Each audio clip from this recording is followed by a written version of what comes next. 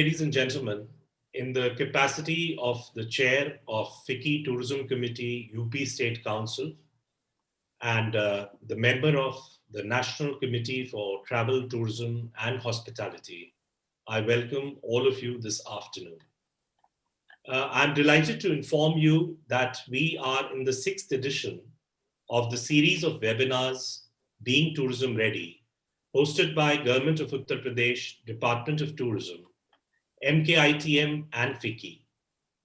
This series, ladies and gentlemen, was inaugurated on 20th of July by the Honorable Minister of Tourism and Culture, Government of Uttar Pradesh, Dr. Neelkant Tiwari, and the Principal Secretary Tourism on the web for on 20th and Culture, Mr. Mukesh Mishra. The topic of today's webinar is Kushinagar, a destination in the making.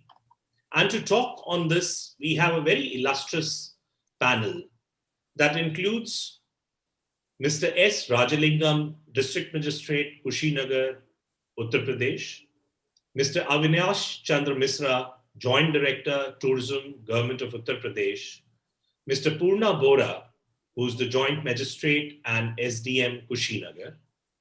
We have Khan Nunchan Pintam, the president of NC Tours, joining us from Thailand. And also, we have Mr. Tarit Kishore Roy, who's the member of Kushinagar Temple Area Management Committee, and Mr. Himanshu Shekhar, a research scholar from Kushinagar. I welcome all of you this afternoon and all the 4,418 participants who have joined us live on different platforms today. Ladies and gentlemen, for tourists who follow the trail of Buddhism in India and are influenced by the teaching of Lord Buddha, Uttar Pradesh has been amongst the most important place for them in the country. Kushinagar is the most important part of the entire Buddhist circuit, or let's say Buddhism, as it was here where Lord Buddha attained Mahaparinirvana after his death. But very few know that Kushinagar is much more than just the place where Lord Buddha attained Mahaparinirvana, and that the destination is important beyond Buddhism too. The government of Uttar Pradesh is looking at Kushinagar with high hopes and has done a huge amount of work in and around Kushinagar. While we sit and discuss Kushinagar today, a direct flight from Kushinagar to Kathmandu and to Bhairwa in Nepal is ready to operate from its newly built Kushinagar International Airport, which I'm sure will be talked more about by the district magistrate and the joint magistrate of Kushinagar, who are the people who are actually involved in this project very closely. All this and more is happening in Kushinagar. Is still sadly, Kushinagar gets only one night from Buddhist tourists, though it deserves much more. This session intends to bring out the character of this destination, all the developments in and around, and above all the opportunities of investments in tourism that exist in and around Kushinagar. As I mentioned earlier in my previous webinar, Uttar Pradesh has been working hard, really very hard, on tourism and has realized that the huge potential that the state has for tourism. In 2018, Uttar Pradesh government came up with a very futuristic tourism policy that has attracted huge investments in the state, and the state and it has actually become an example of planned tourism development for many other states in India to take clues from. The policy not only incentivizes tourism projects, but also pays huge attention to employment generation, participation of women in tourism, and skilling youth for tourism, and much more than that, actually. The policy is quite holistic in nature and deals with rural, agriculture, ecological, urban, adventure, all in equal measure. As a result, tourism in Uttar Pradesh is emerging as an economic equalizer, is spreading benefits in all regions of the state. In 2019, the state of Uttar Pradesh attracted 53.6 crore domestic tourists, which was a sweeping 23.1% of domestic tourist share of India. The international figures, too, were no less encouraging and stood at about 47.5 lakhs. Industry is very eagerly looking forward to the inbound movement opening soon. So this is just the right time to gear up, and we are in the phase of getting tourism ready. And all of us, the industry, the government, and the industry is being supported wholeheartedly by the government, even at the micro level, the district level, the tehsil level, for tourism. We do realize that the opening of the borders will not just magically happen, and the influx will not just flood us with the traffic, but it will be a trickle that will come to India in phases. But I believe Buddhist countries in Asia will be the first ones to pour in, and primarily Uttar Pradesh will benefit the most as they get the most from the Buddhist Asian countries. I'm personally seeing a few reasons that make me optimistic about the market opening up earlier. The travel distance is short and the flights are economical from these countries into India. And I believe religious travel or religious tourism will be the first to restart, as it is the way of life, which has been waiting since long. If not earlier, at least we are contemplating it all to begin by the beginning of 2022. Possibly people want to be blessed in the land of Lord Buddha after the most devastating almost 2 years. Another reason is that the vaccinations will almost be complete internationally and would have reached substantial levels, figures in India too, which is on a fast track of vaccination. Thus, such travel on a short haul will be a great way to test waters before tourists start plunging into long haul destination. Coming back to Kushinagar, the topic of the day, having visited Kushinagar myself very recently, and all thanks to the district magistrate, Mr. S. Rajalingam, and the joint magistrate, Mr. Purna Bora, for inviting me over and showing it more intricately than I saw it earlier ever. I realized it is a destination that deserves much more than just one night. But in absence of enough knowledge, we only use it for a night, rather just for a few hours, I would say. And in my opinion, and based on my research, an excursion, the destination can always be converted into a major tourist destination for at least 2 nights, if not more, if we are able to properly divide our day as a pre-breakfast, early sunrise activities, then post-breakfast, pre-lunch activities, post-lunch, pre-dinner activities, and dinner and post-dinner activities. So it's a kind of an entire day which can be spread in a destination, and it will force somehow the tourist to make a 2-night stop at a destination. Uttar Pradesh being a huge state and with plenty of attractions, and in all spheres, it is always a good idea to do a lot of district level micro planning. Precisely that is what Kushinagar is doing. And the credit for this micro planning goes to its district magistrate, Mr. S. Rajalingam, and the SDM, Mr. Purna Bora, and of course the entire team who have taken up the task to transform Kushinagar and make it attractive enough for at least 2 nights of a stay. And of course, an equal credit of a robust support that tourism policy is giving, and the Department of Tourism, Government of Uttar Pradesh is giving. Now, before I bring in guests and panelists from Kushinagar and Thailand, let me bring in Mr. Avinash Chandra Misra, Joint Director, Tourism, Government of Uttar Pradesh, Department of Tourism.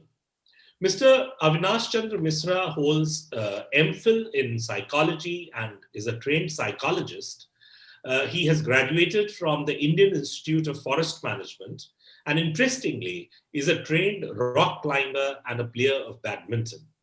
Mr. Misra has very successfully organized the 350 years celebration of Taj Mahal in Agra and has been organizing Deepotsav in Ayodhya, which has become Uttar Pradesh's much awaited landmark calendar event.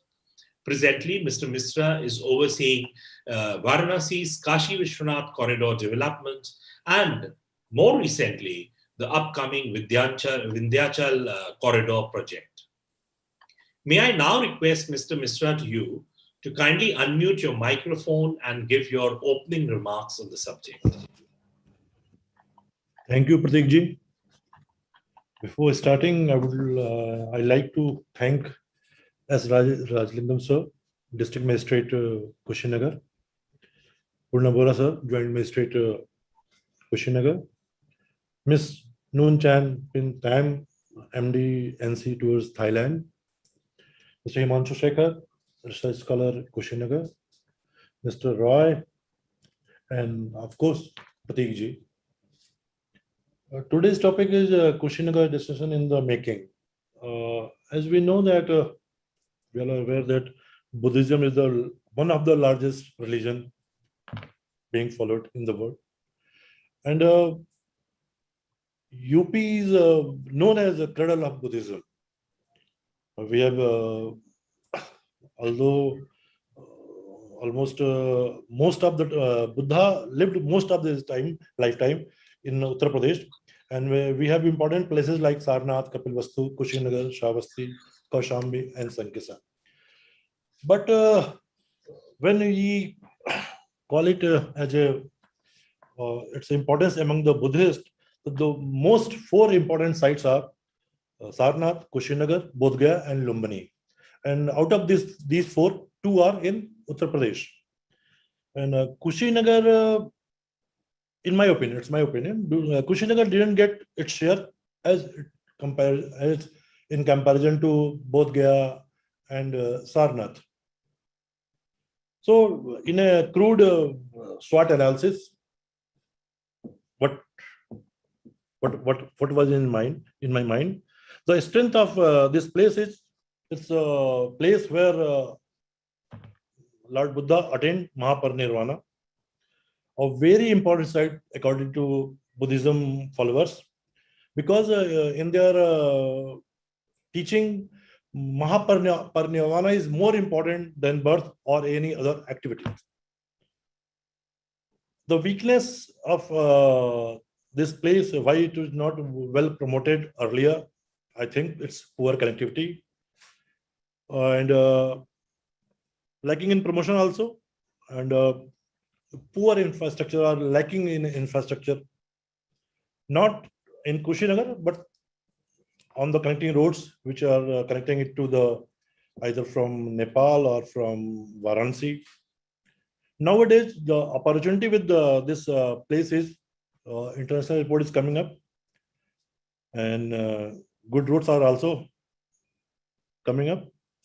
And nowadays, government is also interested in developing the Buddhist site. Like we have already spent 10.5 crores in Kushinagar. And again, under the World Bank Pro-Poor scheme, we are again going to spend 28 crores in Kushinagar. So the threat for development is just because of its opportunity, the international airport is coming up, the government has a lot of money.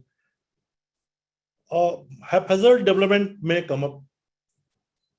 And this place is important merely for Buddhism.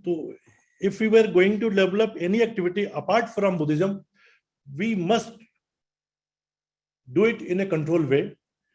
And we must do any activity apart from Buddhism out of the core area. The core area should be left only for Buddhism activities, like a museum is also, Government of India is also thinking put up a museum over there just to showcase the remains of Lord Buddha. And we are also proposing a Buddha walk of connecting all the sites in Kushinagar. And light and sound show is not presently, it's not a very viable project, but museum and Buddha walk and other activities like putting up developing the Buddha walk with good signages and audio guides, digital audio guides for backpackers. So the and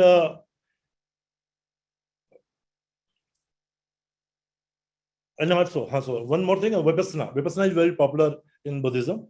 So we also restrict our to these activities. For other activities, we go into the buffer zone, and under our policy, we are giving a very good incentive to the investors. Like on their capital investment, we are giving a 50% subsidy with a capping of 10 crores for new hotels, new units, new resorts. Stamp duty exemption is there. Conversion and development charges will be waived off. And few smaller subsidies, like we are incentivizing the ICT innovations. We are incentivizing training institutes who are training guides or hoteliers for that place. So I would like to, from this platform, I would like to invite the investors to invest in Buddhist Circuit, especially in Kushinagar, to make it a world-class destination. Apart from this, I would like also to get help from the tour operators to organize fam tours, not only for tour operators, but for the decision makers from Asian countries or Southeast Asian countries, the high priests from different monasteries, because they are the force. They just change the perception of they just you can say they just can market our Buddhist circuit in better way than we could do from tourism. So it's my sincere request to the tour operators to we will certainly handhold this initiative, but we need a proper proposal from either from FICCI or from IATO to organize fam tour for decision makers, for the Buddhist monks. 3 years back, when we were in Jata, Japan Travel Mart, there was we met with different tour operators, and they requested us to organize fam tours for these high priests from different temples, because they are the decision makers.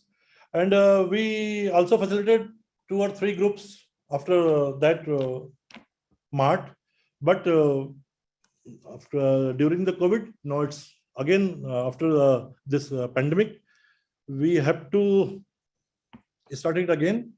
And certainly government of UP, Department of Tourism, will be handholding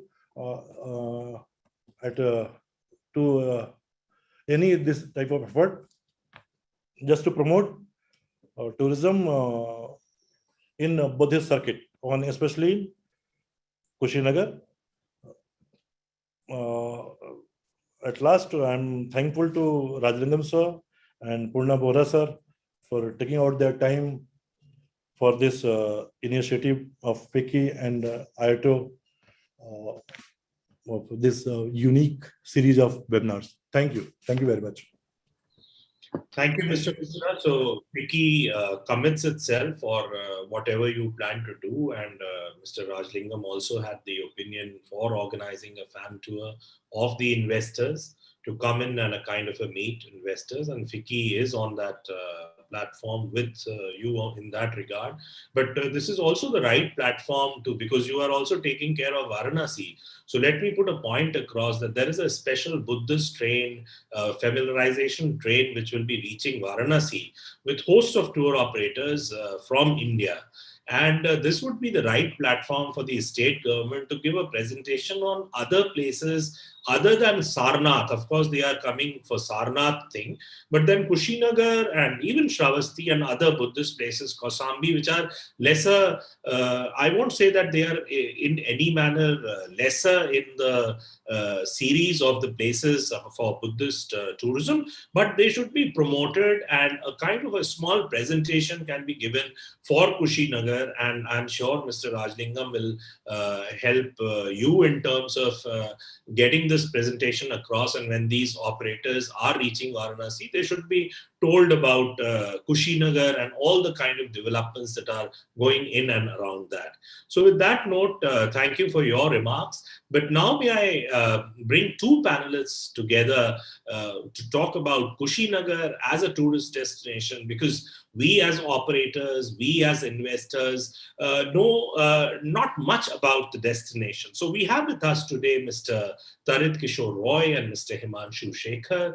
Mr. Roy facilitates Buddhist programs, pilgrimage, and monastic activities in Kushinagar.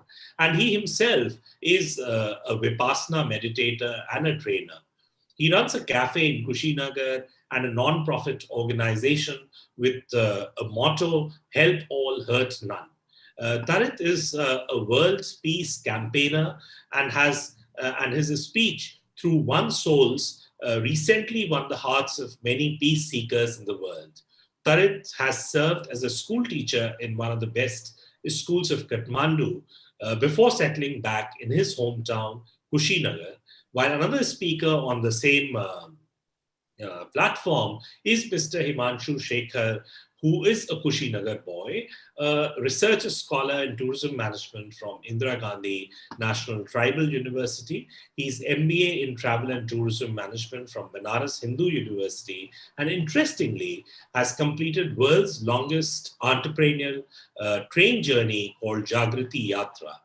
Himanshu has been working for upliftment of tourism in Kushinagar since 2018 and runs his own startup. He and Mr. Roy both are members of Kushinagar Temple Area Management Committee, overseeing the activities in Kushinagar. May I now request both of you to please tell us about Kushinagar and introduce us to this lovely destination. Over to you, Tarit and Himanshu. Thank you, Pratik sir. Respected Joint Director sir, DM sir, SDM sir, Madam from Thailand, Himanshu. Kushinagar is a land where the blessed Tathagata Gautam Buddha attained Mahaparinirvana. Kushinagar is the place where there are 7 most important sacred sites, and there are 9 most important events took place in Kushinagar. Blessed Tathagata Gautam Buddha, at the age of 80 years, after 45 years of his teachings to the India for the upliftment of human morality and world peace, he started his last journey from Vaisali and reached Pavanagar, where he stayed a night in Chunda's mango grove. The place is now under development. And next morning, he had his last meal offered by Chunda in that place. Pavanagar is 15 kilometers east of Kushinagar. Chunda offered the last meal, which contained Sakar Madhava, but Buddha knew the Sakar Madhava would be the reason for his enlightenment. So Buddha made a condition with Chunda that Sakar Madhava only I will take, and none of my Sangha members will take it. If you agree with this condition,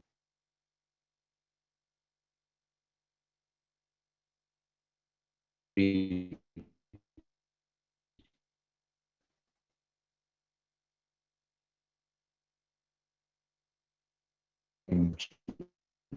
Calcutta, and he washed his robe. He took a rest there for a while. Then he drank water. Then next again he started walking towards the west and reached Kushinagar. After reaching Kushinagar, he sat at Mathakur. He drank his last sip of water brought from river Hirnavati. Then he sent Ananda. He said, Ananda, you go and inform the royal Mallas that I wish to take Nirvana in their royal Sala garden. If you don't inform them, they will say, without informing us, Buddha attained Nirvana. So Ananda informed the royal Mallas, all the royals, all the people of Kushinagar gathered, and Buddha entered in the royal garden, Sala garden of Kushinagar, where the Nirvana temple is now situated.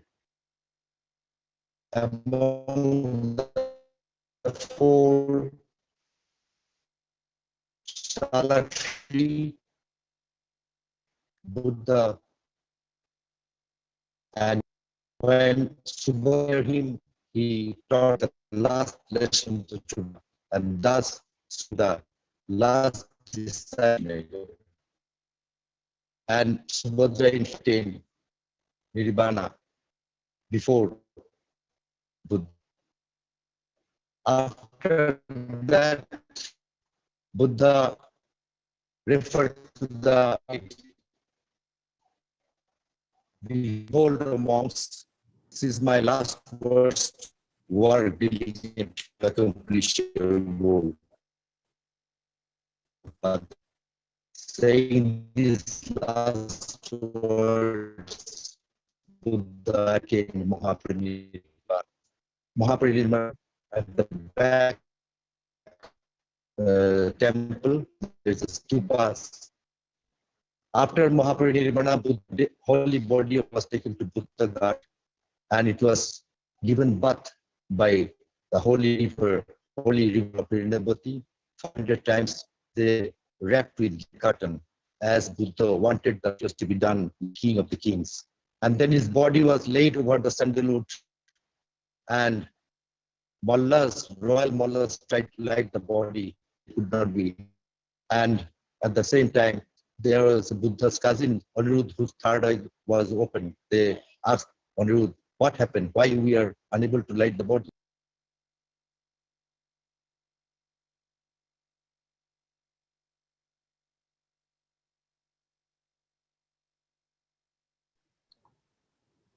I think they have a low bandwidth, Mr. Roy and Himanshu. Your bandwidth is quite low, so Okay. we are missing your.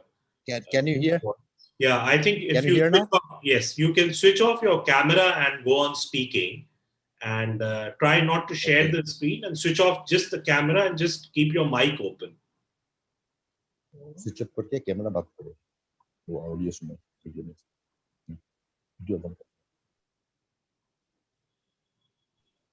Okay. Yes, now you So, speak. can you hear now? Is Yes, that yes, okay? now you speak. Yeah, okay, sir. Thank you, sir. Thank you.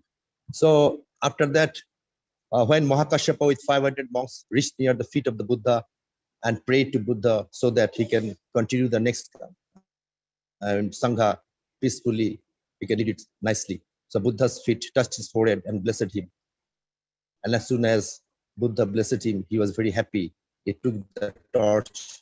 When he touched the torch, the body was automatic. And when he was come, it was rain. The relics of Buddha were from that Ramabha now, Mukutba, all that stupa. From there, and it was Malla's council hall. 7 they came here, 6 were distributed kings by me. So this place is still there, at least. Now, this Kushinagar, actually, we have main Buddha's teaching. Buddha Mahaparinirvana. Buddha, the holy body of Buddha, the holy body of Buddha was bathed in the Hirnavati river water, ghee and the last rituals were done in Mukut Bandhan Chait Ramabahar. The relics were distributed to 8 kings by Drona in Kushinagar. so many events happened in Kushinagar, but Kushinagar is still, we need to develop more, propagate it. We need to people and say about the teachings of Buddha, about the happenings of Kushinagar, about the importance of Kushinagar. So we can fetch more and more tourists from all around the world. Already we have a Vipassana meditation center, but we have to encourage the Vipassana meditation more. We have to encourage yoga more in this place. That is what I want to say. Thank you, sir. Thank you, everyone. Thank you, Tarit. But just that your audio, the connection is probably you are having a low bandwidth. So probably I think that Himanshu intends to give a presentation, but he can rather speak switching off the camera because otherwise your bandwidth is very poor. So Himanshu, over to you.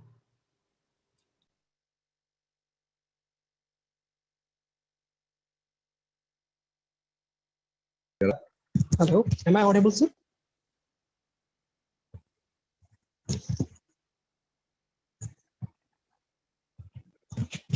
Hello. Yeah, you are audible, Himanshu. Please go on. Don't switch on your camera or share your presentation because your bandwidth is quite low. Okay, sure. So, respected eminent panelists and my all dear participants, this is Himanshu. I'm going to set some lights on the tourist spot in Kushinagar and around Kushinagar. So let's start with Buddha Ghat. Let's first talk about the importance of this ghat. On the bank of holy river Hirnavati, Buddha Ghat is situated. Around 2500 years ago, this Buddha drank his last sip of water from this ghat. After Mahaparinirvana, holy body of Tathagat Gautam Buddha was bathed by this river water, and last rituals of his holy body took place at Mukutbandhan Chaitra Ramabhat. Devotees take water of Hirnavati river from this ghat and keep at home for rituals. Now come to the present scenario. This place provides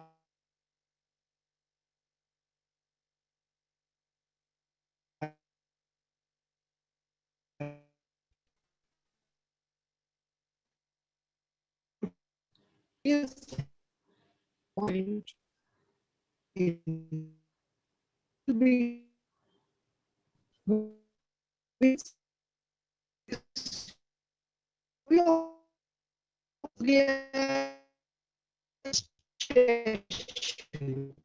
Sorry, Himanshu, you're not audible because I'm sorry for intervening because your bandwidth is very poor and we can't hear you. So maybe we'll come back to you later. But for now, let me bring in a very honorable guest who's on the panel with us, Mr. S. Rajalingam, who's the District Magistrate of Kushinagar. And Mr. Rajalingam is 2008 batch IAS officer. And interestingly, before this, he was in the Indian Police Services belonging to the batch of 2006, after which he joined the Indian Administrative Services. His home state otherwise is Tamil Nadu, and his work state, of course, is now Uttar Pradesh. And these two, Mr. Rajalingam, I hope you know, these are closely competing states in tourism as per the tourist arrival statistics. So at times we have Tamil Nadu crossing UP, and at times we have UP crossing Tamil Nadu in the tourist arrival.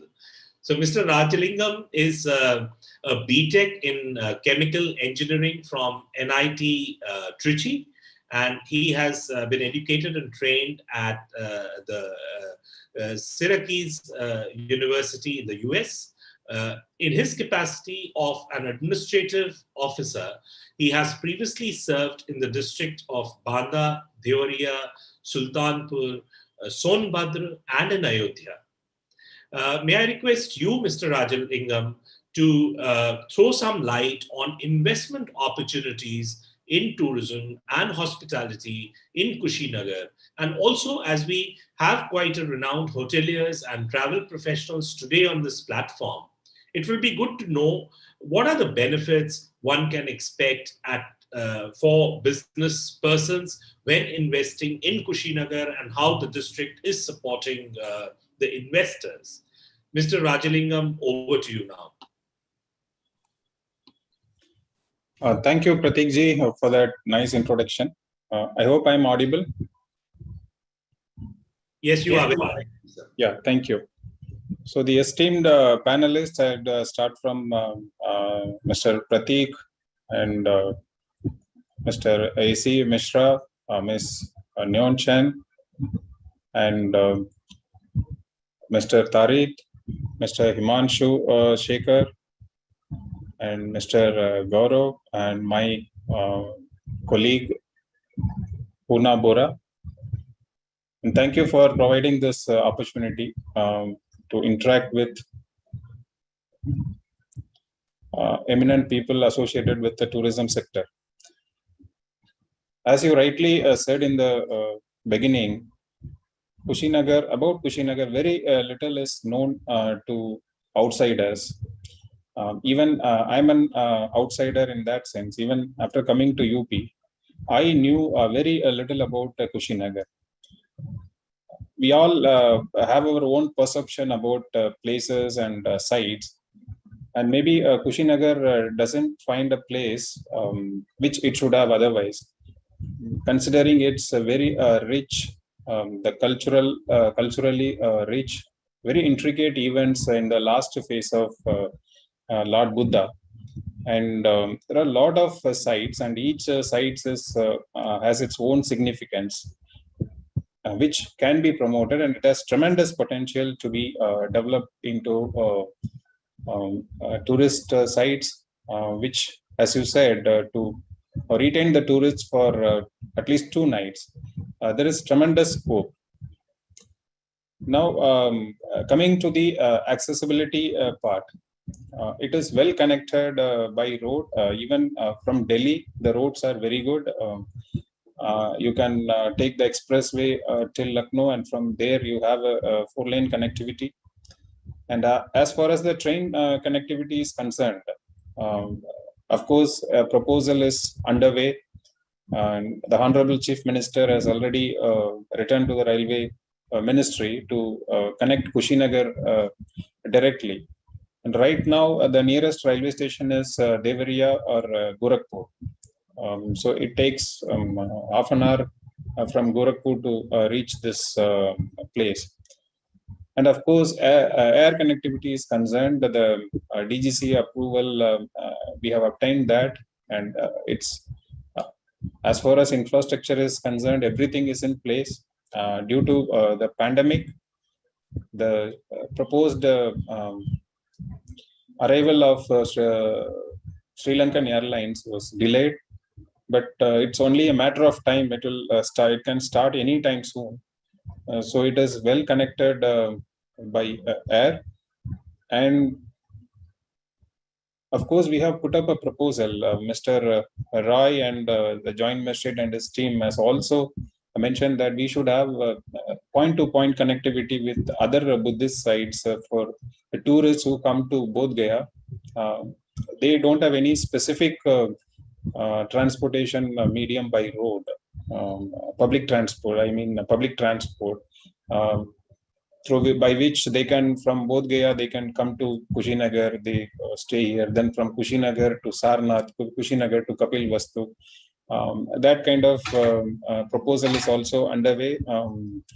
I've already informed the government, and I was told that they will positively consider the proposal.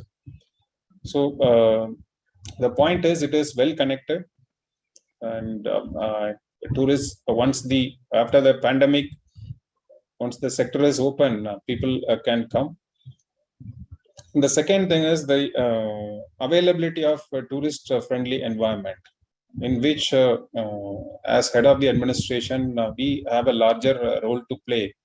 How we are able to help the tourists to facilitate their stay, their experience, that we are working on it.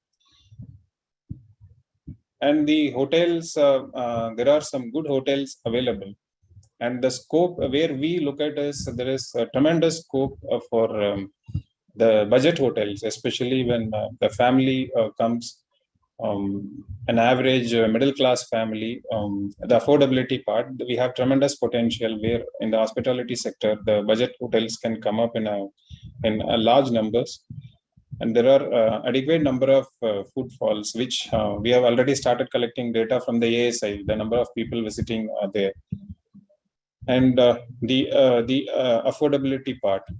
So right now, the availability of information is missing. This is what we are working on it.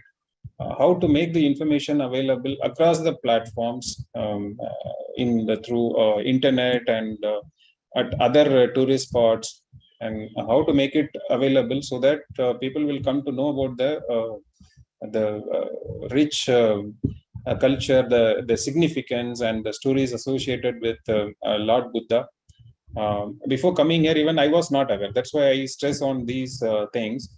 And once you get to know these things, then you will be prompted to have a closer look. You will be prompted to stay here for maybe 2 or 3 nights also, because unlike other places, the historians who have already worked there, they know the trail from Bihar, how Lord Buddha traveled from Bihar to Kushinagar. And after attaining Parinirvana, the sequence of events and how what all led to how from this place the artifacts travel to different countries. So there are many micro sites, I would say, which has tremendous potential to be developed into interests for the tourists. And we are also focusing on how to involve the community in promoting this tourism, because their participation is also important. They should own this. And we are making them tourist friendly. How we can collaborate between the local community and the tourists. And as far as the investor-friendly policy is concerned, UP government has a very robust tourism sector-friendly policy, and which already the joint director had mentioned what all the capital investment subsidy available and what are other incentives available. And from administration side, we also facilitate anyone who comes here looking for any kind of investment, maybe in the hospitality sector or maybe in other sectors. We welcome them with we welcome them, and we will extend all possible support to them. We have also proposed a tourism police, the police dedicated only dedicated towards the tourists visiting them. They will not be the regular police on the lines of police which you can see in Agra and when the tourist visits Taj Mahal. So we have already proposed, and it is in the final stage. And once we get that also, the security part will be taken care of. It's not that there is any issue with the existing security, but we will have a tourist-friendly police also, who can not only help in providing security, but they can guide them also, and that will add to the experience of the tourists. And as the joint director mentioned, the light and sound show is in the advanced state, and all the required preliminary meetings have been conducted, and soon we can expect that the light and sound show will soon start. That will also add up to the experience of the tourists. So, and we have already started the beautification process in and around the sites. And we want to convert these sites into culturally rich activity center, where not only domestic tourists but also foreign tourists, they all can have a feel of the local culture also.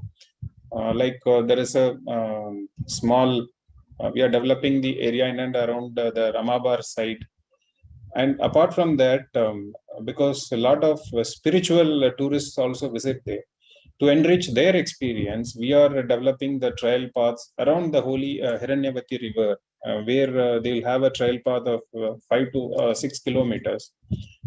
We have already started the beautification process on the banks of river Hiranyavati. We are developing that meditation center, the Vipassana center. Already the World Bank project is underway. And the Kukutta river, which has its own significance, we are developing that also. So the meaning thereby is when we talk about Kushinagar, we only think about the Parinirvana Sthal. We visit the main temple, and there comes the end of the tour. But we want to give an enriching experience to the tourists, and for that, all the significance of the sites, the events has to be narrated to the tourists. So we are also planning to train the tourist guides, which is at the present they are not available. We can make use of the experience of people like Mr. Roy and some other scholars also. So we are working on that. So these are the things which we are doing now.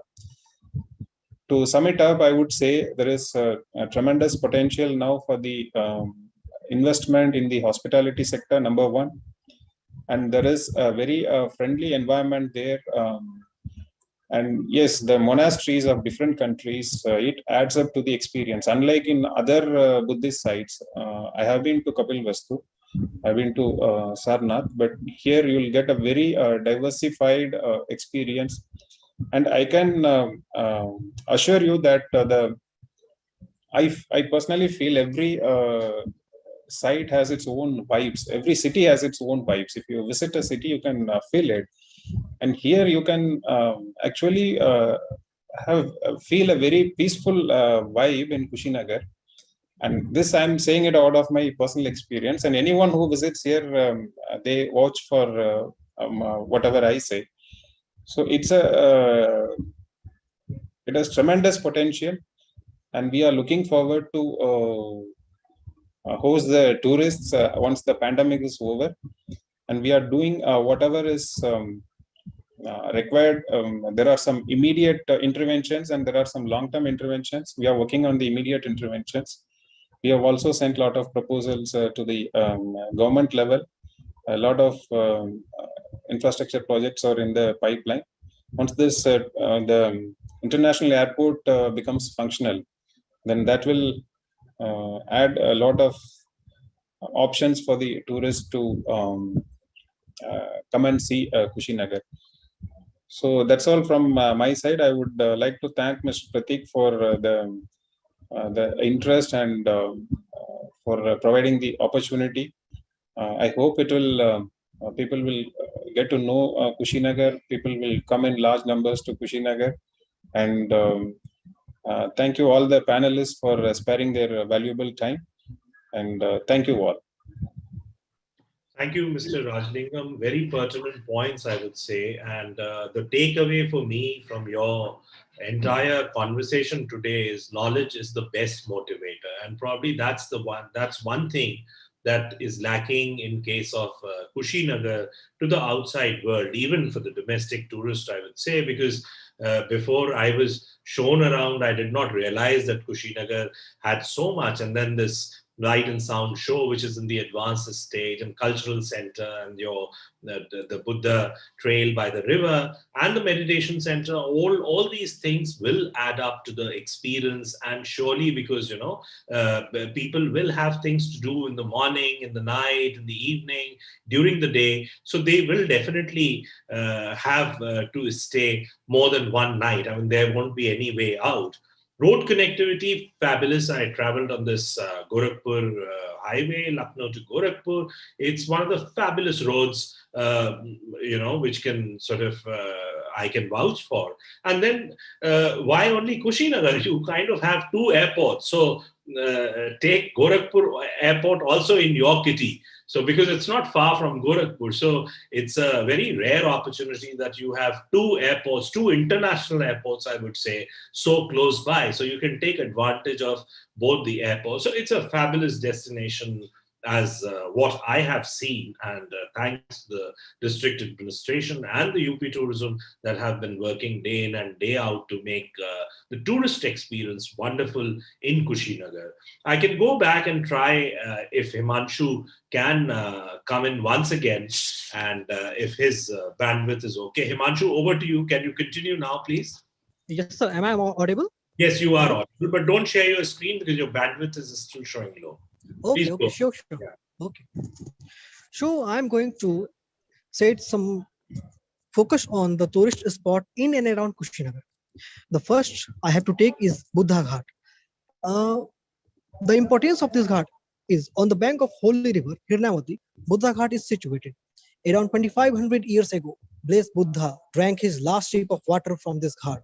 After Mahaparinirvana, holy body of Tathagat Gautam Buddha was bathed by this river water, and last rituals of his holy body took place at Mukut Bandhan Chaitya, Ramabhar. Devotees take water of Hirnavati river from this ghat and keep at home for rituals. Now come to the present scenario. This place provides boating facilities. This place surrounded by beautiful parks for tourists. Children's park where parents with their children come and enjoy their natural freedom. This place has various beautiful selfies point. We have a river front in developing stage which will be operational soon. Now comes to the opportunities. In Bodh Gaya and Sarnath, there is a giant Gautam Buddha statue. Kushinagar also wants a giant beautiful statue of Lord Buddha. It will add another tourist attraction in Kushinagar. We will also create an artificial water lake because we have larger area present in and around. After doing so, we start different water sports activities in this area. There is also a concept of exhibition center here. We may also build an open air theater and amphitheater as well. A beautiful cafeteria is also needed. So these are the different opportunities that will present in and around Buddha Ghat. Let's come to second sport, that is Vipassana 1. The site is developed as Miyawaki design of forest. The site is ideal for excursion for students, group meeting, meditation. This is a beautiful place for holding an exhibition. Tourists can enjoy a short living hiking activities in this park. There are many opportunities, that is concept of mini zoo or bird sanctuary, and boating are present at this site. Now come to the Pavanagar, now called Fazil Nagar. Pavanagar, now called Fazil Nagar, is considered to be very holy site to visit. It is located on National Highway 28, about 22 kilometers east of Kushinagar. This place is associated both with Buddhist and Jains. A beautiful Jain temple in remembrance of Swami Mahavir Digambar Jain has been established here. It contains a magnificent Mahastambh and 4 artistically carried idols. Bhagwan Buddha also accepted here Shakar Mad, that is called green vegetation, from his disciple Chund on his way from Vaisali to Kushinagar. He spent a night in the Chunda's mango grove, where now a beautiful statue of Buddha is installed, and the site is connected to the main road. See the beauty of this destination. This is prominent for both Buddhism and Jainism. The present scenario is basic tourist facilities are in developing stage. There is a concept of meditation hall, which will soon to be operational along with boating. In this place, there are immense opportunities that I already mentioned at Buddha Ghat. We should replicate same concept here. Now comes to the Kukutta River Ghat. The river flows through Malludi, that is 12 kilometers east of Kushinagar. Lord Buddha after having his last meal in Pawa, Fazil Nagar, near Chhatia village, started for Kushinagar. His sickness compelled him to rest on the bank of this river. He bathed on this river and drank water of this river, making it auspicious. Now come to the present scenario. One can visit this place, feel the pleasant surrounding, enjoy beautiful landscape. One can also do meditation, yoga, that is a part of wellness tourism. Now I am coming to our Sun Temple. The Sun Temple is situated on the Kasya Tamkuhi road at a place called Turkpatti, approximately 17 km from Kushinagar. It is believed that the excavation carried out in the 4th, 5th, 8th, and 9th century found two statues of the sun god, which are currently lodged in the Sun Temple. The statues are made of black stones called Nilmani stone. The temple was built during the reign of Gupta dynasty. It attracts crowd of devotees on the 6th day of Kartik and 13th day of Falgun months, and also during festival of Janmashtami. But the question is, why this temple not attract tourists on an average day? The simple answer to this question is lack of branding. What I personally felt is tourists who camp to Kushinagar is roaming around only main temple and monasteries. I think there is some lack of branding. Someone should be there that guide tourists about Sun Temple. Even few years back, there was a concept of Sun Festival, but time passes, this festival also vanishes. So apart from general tourist amenities present in and around Sun Temple, care must be taken on branding of this historical Sun Temple. Now I am coming towards Sohagi Barwa Wildlife Sanctuary. This wildlife sanctuary is situated at a distance of 80 km from Kushinagar on the bank of Narayani River. The habitat of Sohagi Barwa Wildlife Sanctuary are tiger, leopard, cheetah, bear, wildcat, wild boar, python, etc. There are plenty of flora and fauna found in this wildlife sanctuary. The present status of this wildlife sanctuary is that it is remain unexplored by many tourists or even people of Purvanchal. Last month, I visited there and found that the condition of approach path is not good due to heavy flood. I have to cross a nala which is a subsidiary of a river. Post driving 2 kilometers on this route, I will have to drop off the car as there is no bridge available to cross. Bikes can cross with a temporary setup made by the villagers. So when I went inside Sohagi Bharwa, a guest house and a canteen well maintained by forest department was there. I must say that this wildlife sanctuary has immense potential to develop as a ecotourism, rural tourism, adventure tourism, and homestay hub. Immense potential for river rafting in Narayani River from Sohagi Barwa Wildlife Sanctuary to Tamkuhi Raj. Now come to the conclusion. So the point is, we should increase number of stay of tourists in this area by introducing a new tourism circuit connecting Kushinagar, Kakutta River, Fazil Nagar, Sun Temple, Sohagi Barwa Wildlife Sanctuary, and back to Kushinagar. This tourism circuit helps domestic and international tourists to explore nearby areas. In this way, tourists can experience religious tourism, ecotourism, rural tourism, adventure tourism, and homestay. It leads to economic as well as social development of this region. Thank you, sir. That's all about. So that's fabulous, Himanshu, and a great eye-opener, wildlife sanctuary. So I did not know this, that I can approach a wildlife sanctuary from Kushinagar, which is a great piece of information for me. And you said that there are tigers and all that thing, for which India is known for. So I think a lot of documentation you have done and research is already underway and in Kushinagar. So now the point is that we need to have something in print and some kind of a promotional material on Kushinagar which can tell people about all the aspects of Kushinagar and bring out its all hidden nuances. So which is the most important, and I think the district administration and the UP government is working in that direction. So thank you, Himanshu, for your remarks, and thank you, Taritji. Though we could hear you in a very short kind of a conversation, but yes, that also gives me an idea to have a special webinar on Kushinagar in terms of bringing out all its nuances, and you can probably do that exclusively for FICCI in near future. Now, ladies and gentlemen, I'm equally honored and privileged to introduce you to Mr. Purna Bora, a 2018 batch IAS officer, presently posted as the Joint and Subdivisional Magistrate of Kushinagar. Earlier than this, he was with the Indian Revenue Services.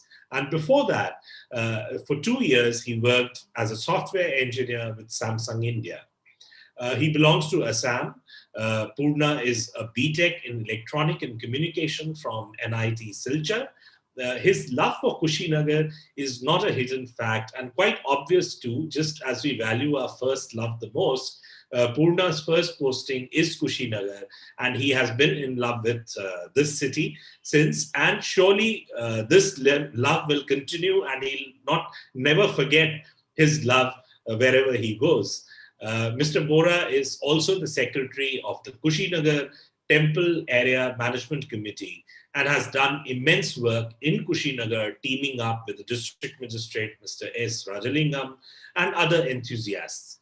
Mr. Bora, from you, we would like to know all about the developments, the projects that are going on in and around Kushinagar, and having witnessed all of it myself, and most of it rather myself, and thoroughly being impressed by all of it, I would like you to tell us about this to our audience today. So, Mr. Purna Bora, over to you now. First of all, thank you, Mr. Pratik Hirazi, for such a nice introduction. Respected DM, sir, DM Kushinagar, sir, under whom we are working on all the tourism-related activities. Joint Director Tourism, AC Misra, sir, and Miss Nochan, Madam, and mostly you are welcome because you are joining from Thailand. We expect that more and more tourists comes from Thailand in coming days, as in when the COVID things goes down. And Himanshu and TK Roy, we closely work in Temple Area Management Committee for local development, and all the other panelists here and all the viewers in the internet. On behalf of Kushinagar people and Kushinagar District Administration, I sincerely appreciate Mr. Pratik Hirazi for his initiative to promote Kushinagar as a destination, tourist destination. On the invitation of District Magistrate Kushinagar, he visited once in Kushinagar, and after that, we are in touch, and we are working how to promote this beautiful place more and more. And thank you so much, Pratik Hirazi, and we hope that we would work more to promote Kushinagar. And regarding development of Kushinagar in tourist sector, I would say that most of the things already DM sir has said it. Two more things that I want to highlight is are that two things that are most importantly needed for any tourist site, that is promotion, and that second is infrastructure. In promotion part, Kushinagar, we are now active in social media. We have dedicated Twitter account, Facebook account. Also, we have made local documentaries about Kushinagar that is available in YouTube. And we have made documentaries in 5 different languages: Thai, Sri Lankan, Sinhalese, Burmese, Tibetan language, Hindi, and English. So that all those are available in YouTube, so that more and more people can look and know about this place. Also, as you have Pratik sir have said, that to booklet to make all this information about facilities and about tourist spot in Kushinagar, we are making a booklet also, where everything is mentioned about that wildlife sanctuary that you have mentioned. One more wildlife sanctuary is there. It's very nearly 2 hours distance from here, Kushinagar. That is Balmiki Tiger Reserve. It's very beautiful place that is known for trekking, and one big dam there, and also you can have a homestay facility there. We are connecting that Balmiki Tiger Reserve and Sohagi Barwa Tiger Wildlife Sanctuary, which is located in Maharashganj district. So we are making a booklet, and soon we will be publishing that booklet. For that would facilitate, that would help tourists to know more and more about this Kushinagar. Secondly, thirdly, we are online. We are registering more and more hotels from Kushinagar, because at present most of the hotels are not registered online. So we are working on registering hotels so that people can book hotels from outside itself, and that would help more. That would easy the process for tourists. And And one more thing for promotion is that because of international airport, we are getting more footage about Kushinagar, and hopefully in coming future we will get more tourists because of that. And next, coming to development side, there are many things happening in development side. I say that it is one of the most actively active place in terms of development, because there are many players in development, that is private players. Many private hotels are coming up. True, we have many good hotels at present, like Imperial Hotel, Hotel Radiance, Royal Residency, Lotus, Mete, Yas Residency, and two more 3-star hotels are already building has done already. It will operate soon. And recently Taj Group and Radisson and Jindal Group also visited here. They are also planning to start hotel facilities here. And especially to I would like to mention that Radisson Group and Jindal Group are opening one naturopathy center and resort here. We are the local administration is facilitating all the local infrastructure, like roads, connectivity to that place. Hopefully that would attract more tourists in near future. Second player is that local bodies. We are fortunate that both the tourist site, the Pawanagar and Kushinagar, are located in Nagar Palika area. So we have fund from Nagar Palika, which we can use for tourist development. So from in Kushinagar area, Kushinagar municipality are putting lots of fund for Hiranyavati riverfront development. We are like Lumbini model. We are making a riverfront project from the Nagar Palika fund. Similarly, in Pawanagar also, we are promoting that site, because initially most of the tourists used to come only for Kushinagar area. They did not go to Pawanagar site. So recently, almost most of the work has completed from Nagarpalika fund there. That we are promoting that in future, whoever comes to Kushinagar, they can visit Pawanagar, because that is very important site, because Lord Buddha had last meal there.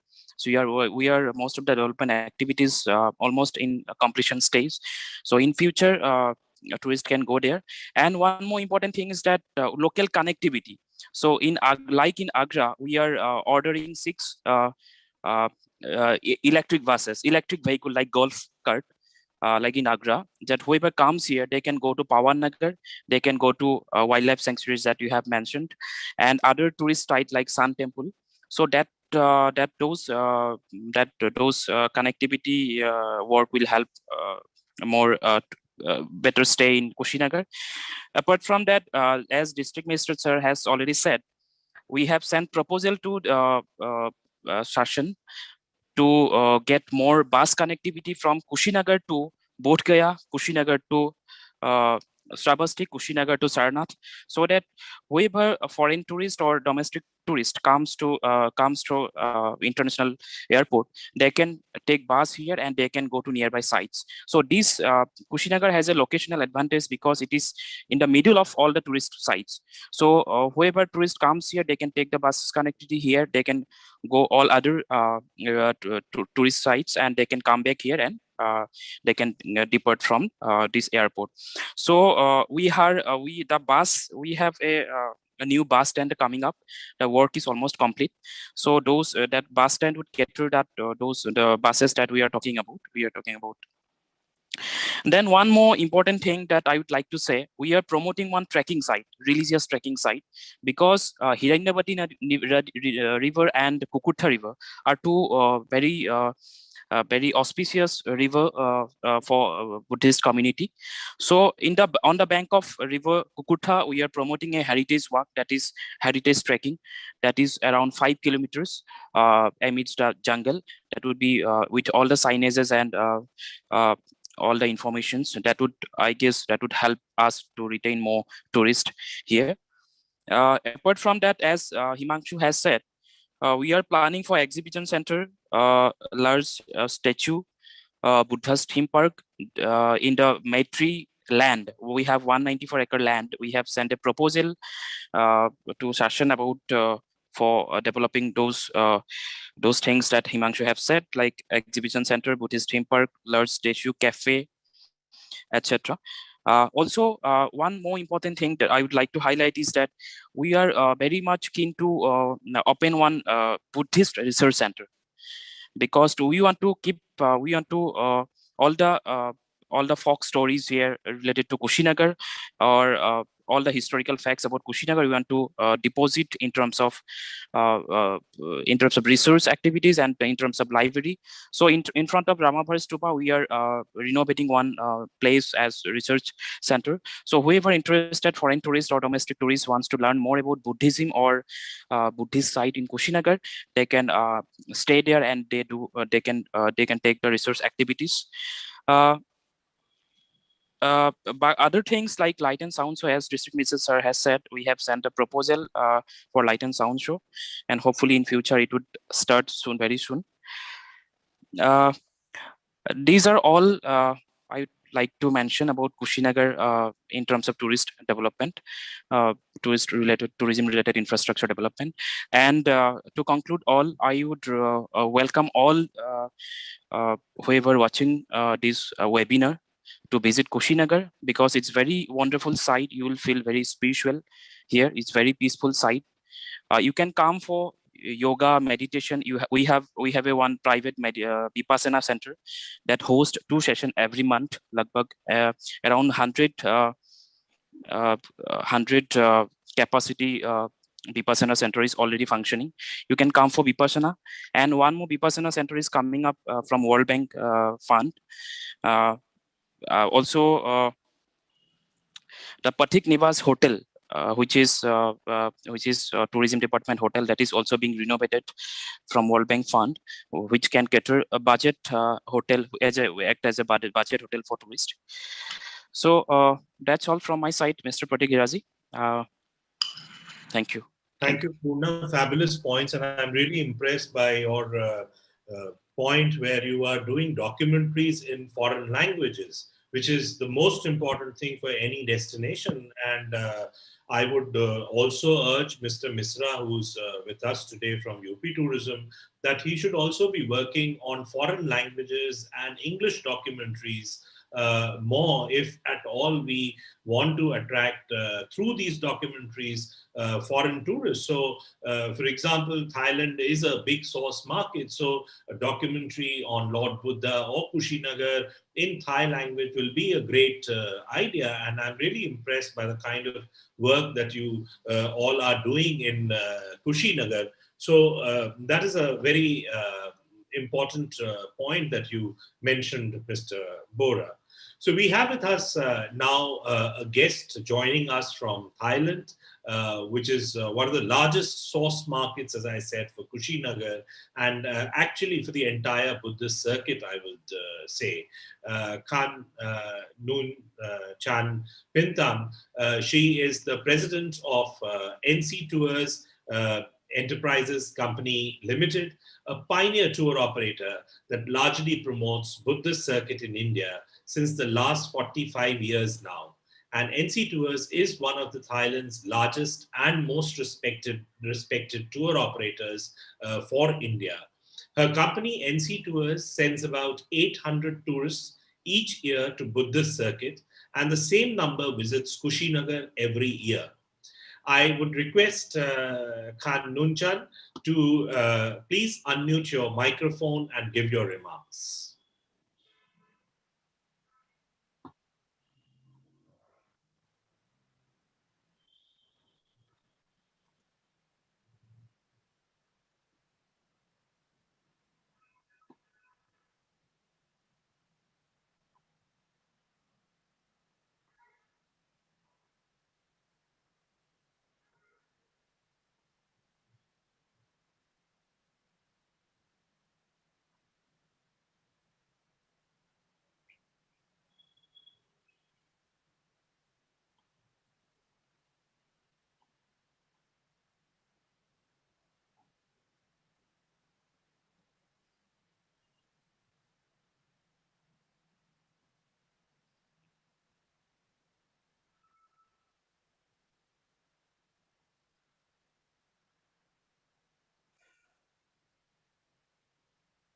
Nunchan, you can hold the phone in your hand and then unmute.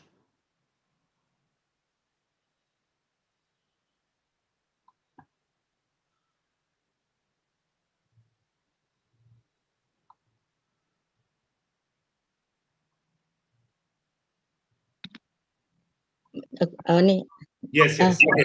Okay. Please go on. Now you can hear me. Okay. Good afternoon, audience. Thank you, Mr. Patik Hira, for inviting me. I love Kushinagar very much.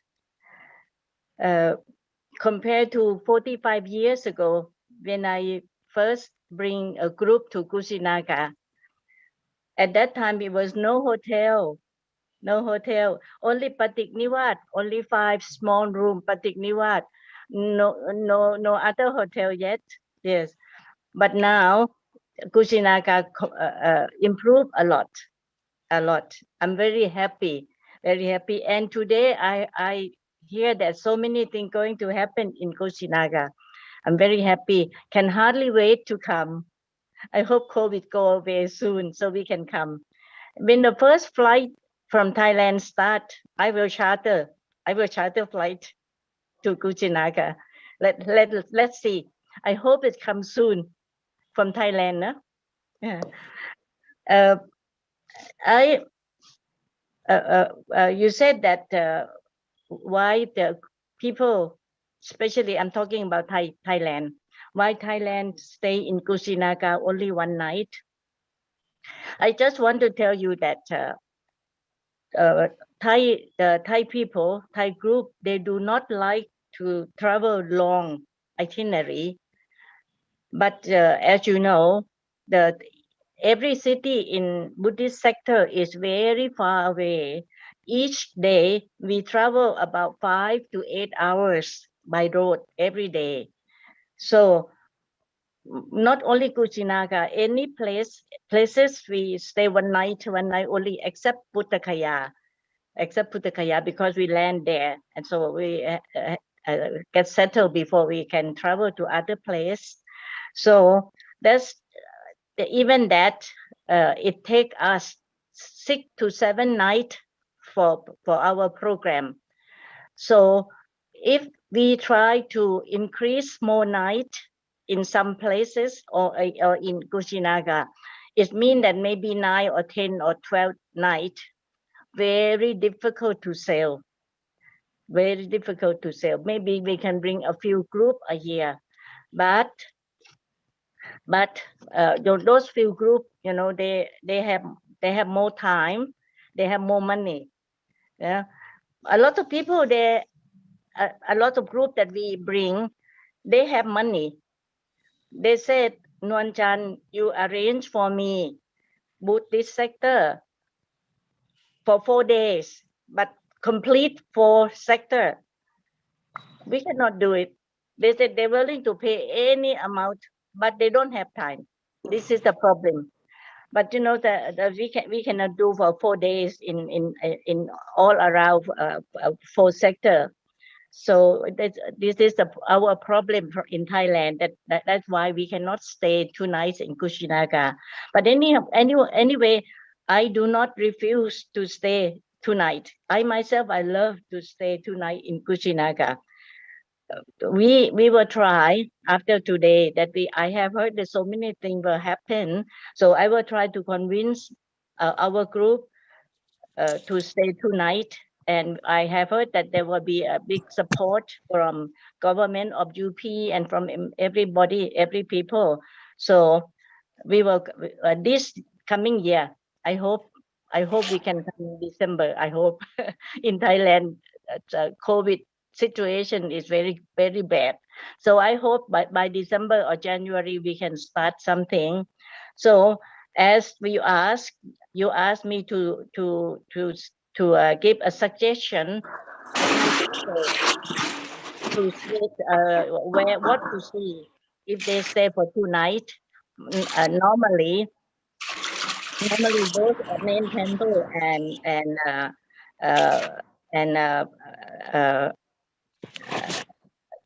half day tour is enough for normal tour.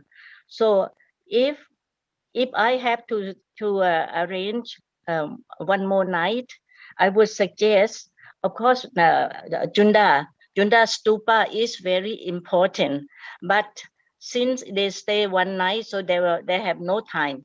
So if we stay 2 nights, we have time to go to Junda Stupa. And of course, the Junda Stupa is not very clean. It needs more. They need to look after more in those places. Yes. And I found that on the way back, Kasia village market is also very nice, very interesting. For people, they normally go shopping in Bodh Gaya or in Varanasi. It's a big city, but I think the Kasia village market is something different that I think we can sell to our people, because the village daily life of village people is there, and there's something to buy. Thai people, they like shopping. Oh, anything, anything they can buy. Sari, dress, souvenir, and fruit. Yeah, there they have a lot of fruit. So I think that we can make a stop there if we stay 2 nights. Then another thing that I like my people, Thai people, to visit is a museum. The museum right there is very, very nice museum. It's right on the main road, but all of the tourist bus pass by. Nobody stop. Nobody visit museum. I feel so sad. I feel so sad.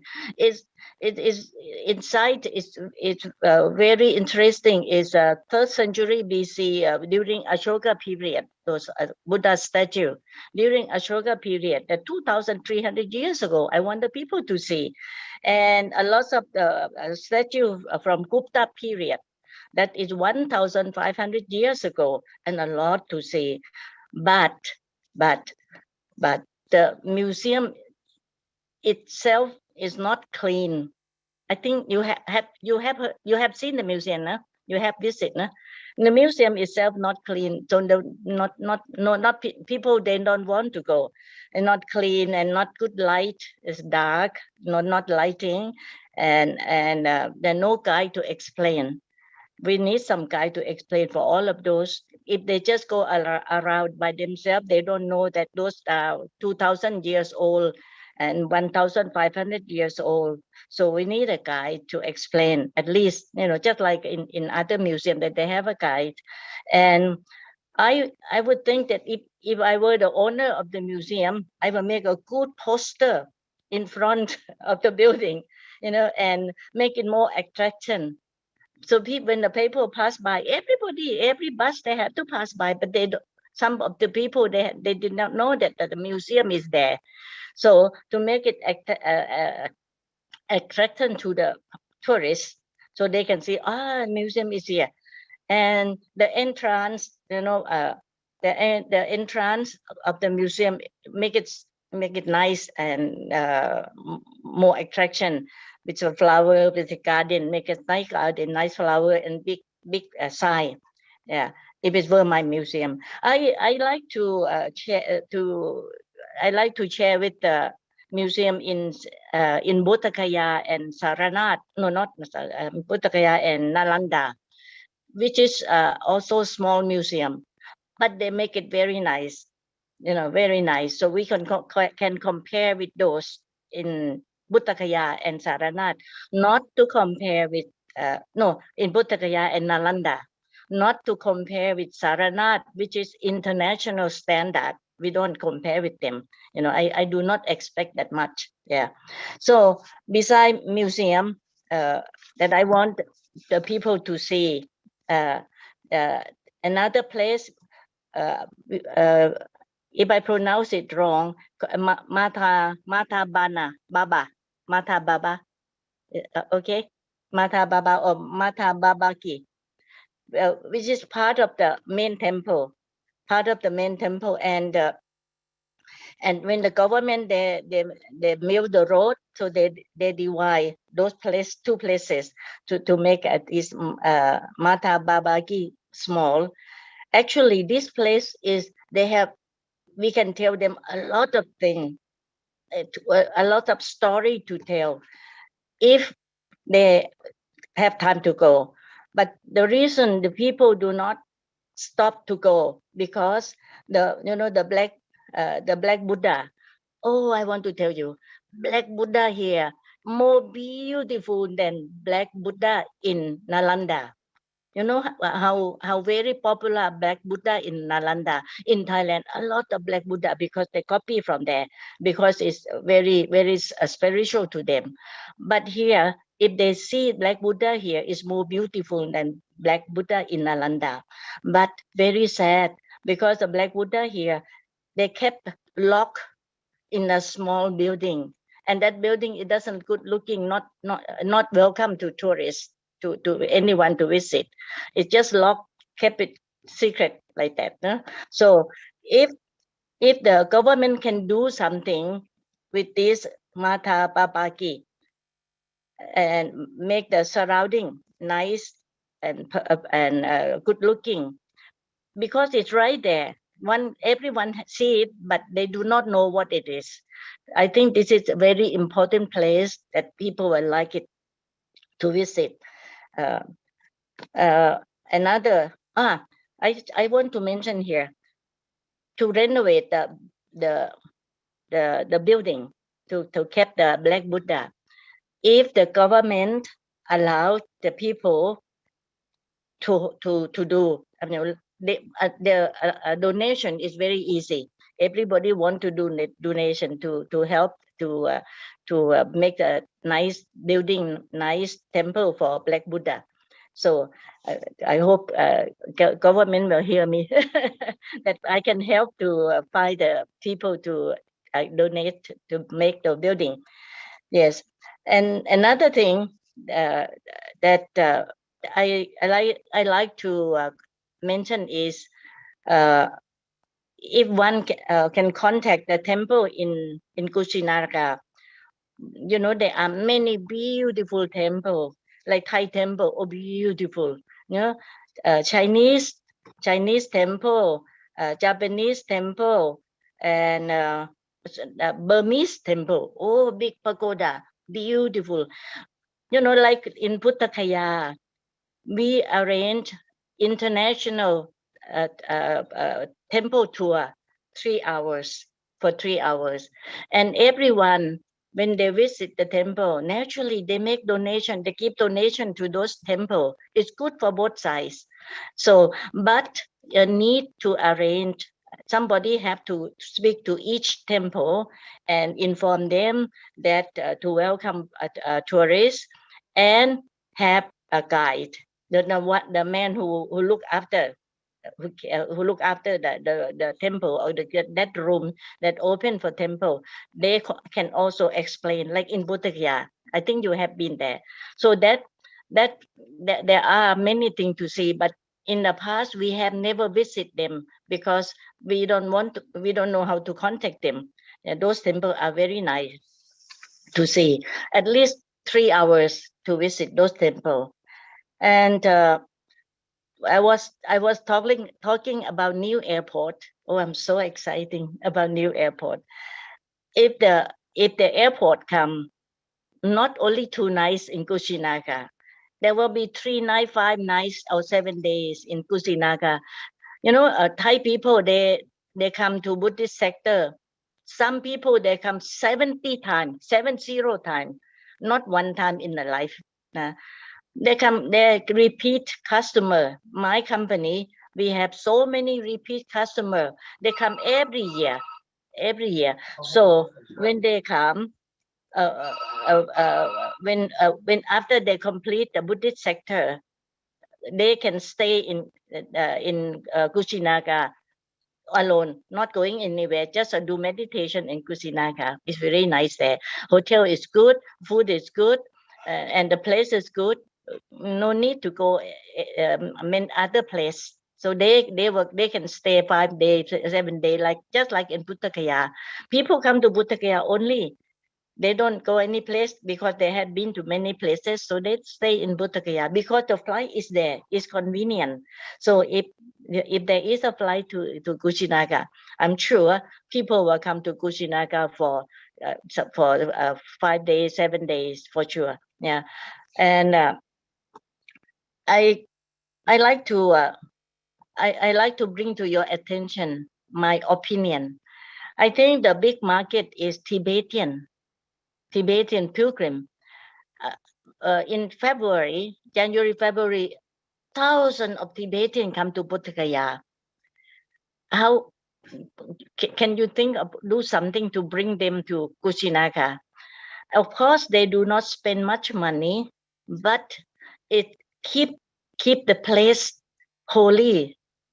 Keep the place holy, and the people say, "Oh, a lot of people come to Kushinagar. It's good for Kushinagar." So I think this also good for asking why people stay one night. If Tibetan come, they stay 4-5 nights, 10 nights. Yeah, of course, you get both, no? You don't have to get first class customer.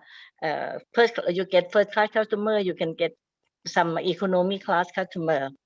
One last thing I want to mention to you is Thai temple. We have a festival in March. Have you heard? In March, we have festival every year. And you know, we have more than 500 people come. I come every year for this, and I have about 10 groups every year. So we make booking the hotel. When this March finish, we make booking for next year March. Otherwise, no room. All hotel full. Not even all temple, every temple, big or small temple full because of our people, our Thai people. 500, more than 500 people come, and minimum night is 2 minimum, 2 night to 5 night. Yeah, because the ceremony itself is take 3 days ceremony. So minimum one have to stay 2 nights. So this. The reason I mention this, I think is a good for Kushinagar. If you can encourage other temple, other country to do the same, but not in March and not the same day because there's no room. Then every month you can have some other people come from other country and fill up the city. I think this is good for you. Thank you very much.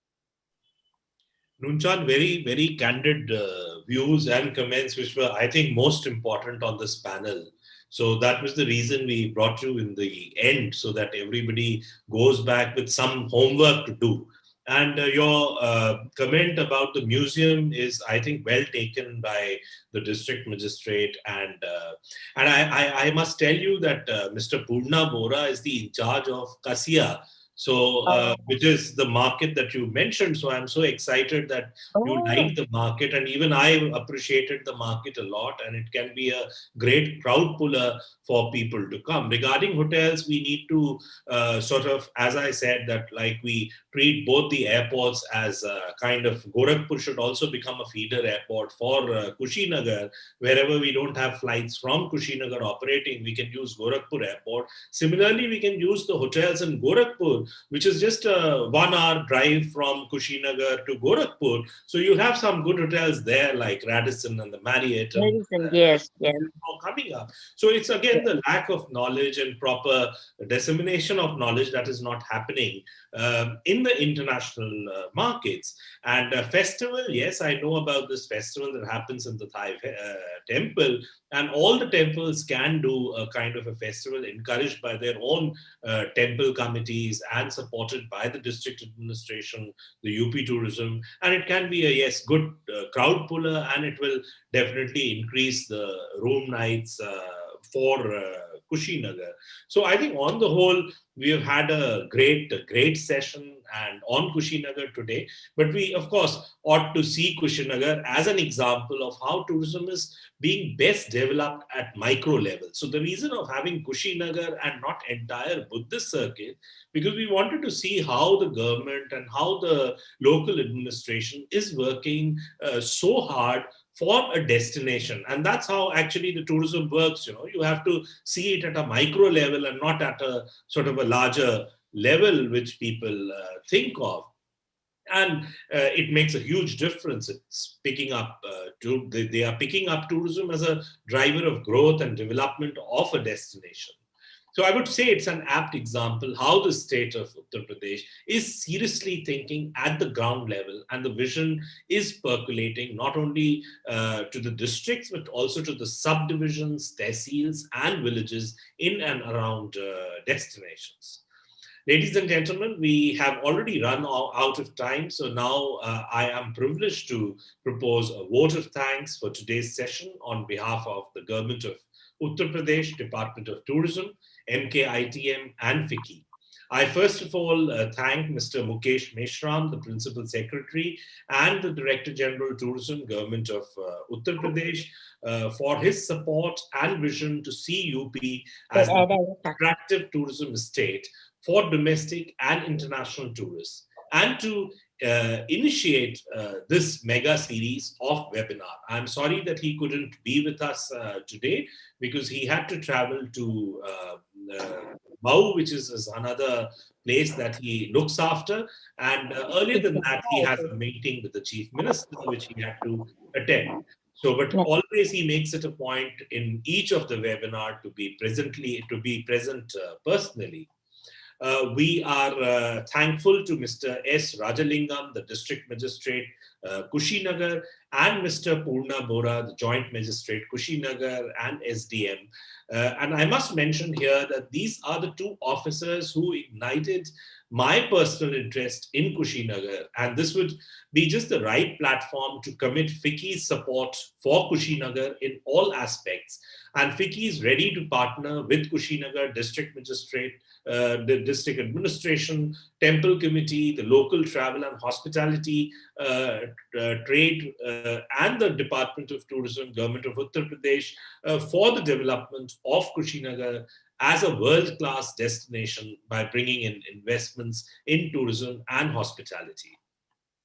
I'm also indebted to Mr. Avinash Chandra Mishra, the Joint Director, UP Tourism, who stands for anything and everything in tourism for the state of Uttar Pradesh, and he has been very patiently listening and noting down all the comments, and I'm sure this webinar will make a difference. And I must mention that the government, we are preparing a kind of a paper based on all these series of webinars, the comments that we are receiving from all the panelists, which will be submitted to the Government Department of Tourism for further actions and taking it in their things. And Khan Nunchan Pintam, if I pronounce it right, Khub Khun Kha, thank you for being here with us, for joining us from Thailand and sharing your candid views on this subject. The moment flights open, I, on behalf of FICCI, invite you to Kushinagar on the maiden flight, the first flight that flies from Bangkok that will land in Kushinagar. I promise that you will be on that flight to Kushinagar. And by the way, I take this liberty to also announce here that we will host you in Kushinagar and would like to work very closely with you to make Kushinagar a 2-night destination. Thanks to Tarit Kishore Roy for sharing your knowledge with us. And I must mention here that soon we will have an exclusive destination knowledge webinar on Kushinagar, and we will then benefit from your first-hand knowledge on Kushinagar. I'm sorry for the technical glitch that you had at your end, and your views were not clearly audible to us, but of course we'll compensate for that in the next webinar. And of course, to Himanshu Shekhar, who coordinated today's webinar on behalf of Kushinagar and was a bridge between FICCI and the district administration of Kushinagar. A very special thanks to you, Himanshu.